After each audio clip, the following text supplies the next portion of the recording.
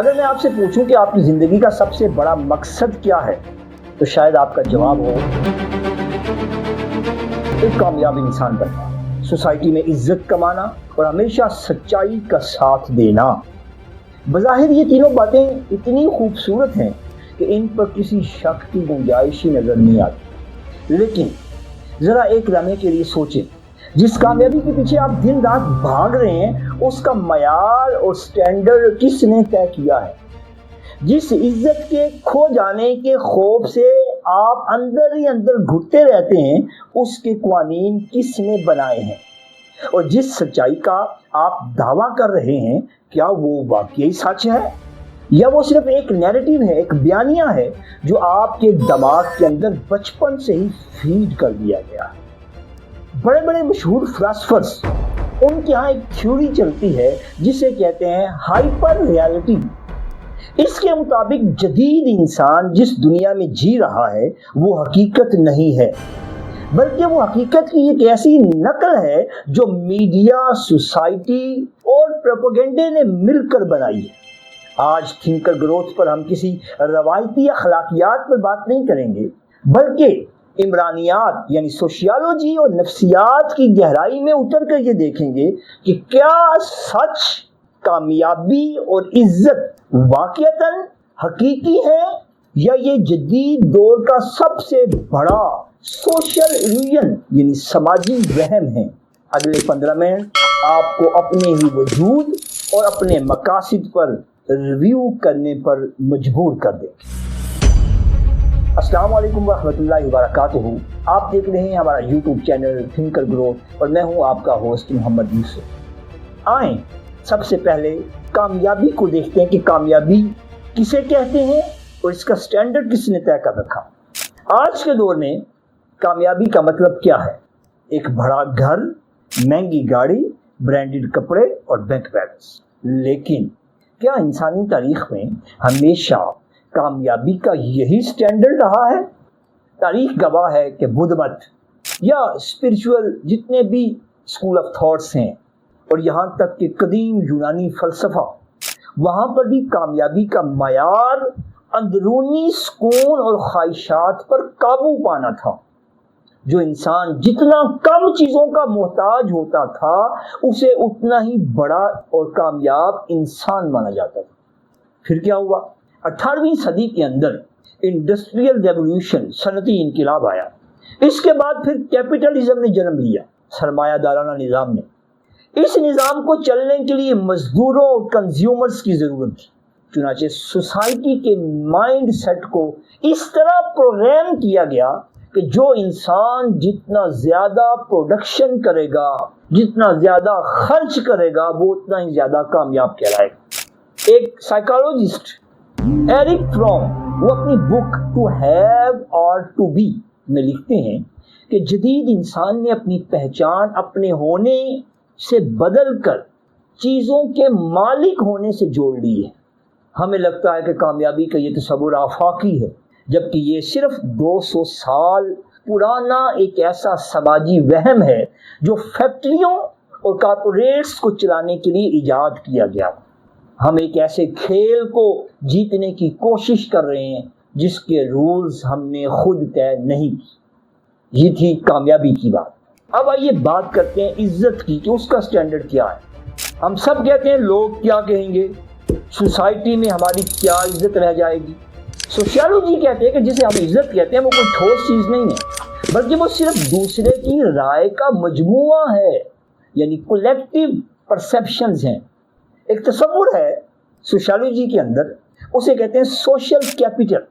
اس کے مطابق عزت اصل میں سوسائٹی کا وہ نوٹ ہے، کرنسی نوٹ، جو آپ کو اپنی شرطوں پر جینے کے بدلے میں دیتی ہے۔ یعنی عزت کیا ہے؟ اگر آپ سوسائٹی کے کنڈیشنز اور ان کی شرطوں کے مطابق چلیں گے تو آپ کو عزت ملے گی، اور اگر آپ سوسائٹی کے معیار اور ان کی کنڈیشن اور شرطوں کے مطابق نہیں چلیں گے تو عزت نہیں ملے گی۔ اگر آپ سوسائٹی کے بنائے ہوئے راستے پہ چلیں گے، مخصوص عمر میں شادی کر لیں گے، مخصوص ڈگری لے لیں گے، مخصوص نوکری حاصل کر لیں گے تو سوسائٹی کے ویل ڈن، آپ بڑے رسپیکٹیبل ہیں ہمارے لیے۔ وہ آپ کو عزت کا نوٹ دے گی. لیکن جیسے ہی آپ نے سوسائٹی کی روش سے ہٹ کر چلنے کی کوشش کی اور اپنے دل کی سنی، اپنے لیے کوئی منفرد راستہ چنا، یونیک راستہ، تو سوسائٹی آپ سے وہ نوٹ واپس لے لے گی اور کہے گی کہ آپ عزت کے حقدار نہیں ہیں. کیوں؟ کہ جو ہم نے شرطیں لگائی تھیں، جو ہم نے کنڈیشنز طے کی تھیں، جو ہماری ریکوائرمنٹ تھی، اگر آپ اس کے مطابق میٹ میٹ کرتے ہیں تو آپ کو عزت ملے گی. اگر آپ اس کے مطابق میٹ میٹ نہیں کرتے، آپ اس کے مطابق نہیں ہیں، تو سوری، ہم آپ کو رسپیکٹ نہیں دے سکتے. یہ ہے پہلے کامیابی کا سٹینڈرڈ جو دنیا نے طے کیا ہوا تھا، وہ آپ کے سامنے رکھ دیا کہ کیا آپ جتنی چیزوں کے زیادہ مالک ہیں، لوگ سمجھتے ہیں کہ آپ اتنے ہی کامیاب ہیں. جبکہ حقیقت کیا تھی کہ آپ کا روح، آپ کا باطن، آپ کا من جتنا پرسکون ہے، آپ اتنے زیادہ کامیاب ہیں. دوسری چیز، سوسائٹی نے عزت کا کیا سٹینڈرڈ بنا رکھا ہے؟ وہ یہ سٹینڈرڈ بنا رکھا ہے کہ اگر ہماری کنڈیشنز کے مطابق چلے تو پھر آپ کو عزت ملے گی. یعنی عزت کا یہ پورا ڈھانچہ ایک نفسیاتی طور پر ایک قید خانہ ہے، جہاں آپ کی چابی دوسرے کے ہاتھ میں. آپ اپنی خوشی، اپنے خواب اور اپنی آزادی صرف اس لیے قربان کر دیتے ہیں تاکہ ان لوگوں کی نظروں میں اچھے بن سکیں جنہیں سچ مچ آپ کی کوئی پرواہ نہیں. کیا یہ ایک دردناک وہم نہیں ہے کہ آپ کا اپنا نفس دوسروں کی تالیوں کا اور کلیپنگ کا محتاج ہو کے رہ گیا؟ میں وہ بات کروں جو آپ سننا پسند کریں، کیوں؟ اسی سے میری عزت بنے گی. میں وہ بات کیوں نہیں کہہ سکتا جو سوسائٹی کی روش سے ہٹ کر ہے؟ میں کیوں بھیڑ چال کے پیچھے لگوں؟ میں کیوں بھیڑ چال کا مرتکب ہو جاؤں؟ محترم ناظرین، اب ہم گفتگو ایک نہایت ہی نازک پہلو کے بارے میں کرنے لگے ہیں، اور وہ ہے سچ. پہلے ہم نے کامیابی پر بات کی، پھر ہم نے عزت پہ بات کی، اور اب ہم تیسری چیز پہ بات کرنے لگے ہیں، سچ، ٹروتھ. ہم سمجھتے ہیں کہ جو ہم دیکھ رہے ہیں، جو ہم سن رہے ہیں، یا جو ہم پڑھ رہے ہیں وہ سچ ہے. لیکن فلسفہ یہ کہتا ہے کہ جسے ہم سچ کہتے ہیں وہ اکثر سچ نہیں ہوتا، وہ ایک باز گشت ہوتی ہے، وہ صرف ایک بیانیہ ہوتا ہے. جرمن فلاسفر نیٹشے کا ایک بہت مشہور قول ہے کہ کائنات میں کچھ فیکٹس نہیں ہیں، صرف انٹرپریٹیشن ہے. جدید ڈیجیٹل دور میں تو یہ بات مزید سچ ثابت ہو جاتی ہے کہ سوشل میڈیا، الگوریدم اور مصنوعی ذہانت یعنی اے آئی نے مل کر ہر انسان کے لیے اس کا ایک الگ سچ ڈیزائن کر دیا ہے. ایک ہی واقعے کو جب دو الگ الگ نیوز چینلز یا الگوریدم دکھاتے ہیں تو دونوں طرف کے لوگوں کو اپنا بیانی سچ نظر آتا ہے. اس کی مثال ہے ہماری پولیٹکس سے.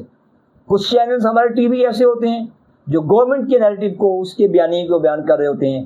ان چینلز کو دیکھنے والے سمجھتے ہیں کہ ویری گڈ، گورنمنٹ حق کو سچ پہ کھڑی. کچھ ٹی وی چینل ایسے ہوتے ہیں جو اپوزیشن کی بات کو بیان کر رہے ہوتے ہیں. ان چینلز کو دیکھنے والے سمجھتے ہیں کہ یہ بات درست ہے. اب سچ کیا ہے؟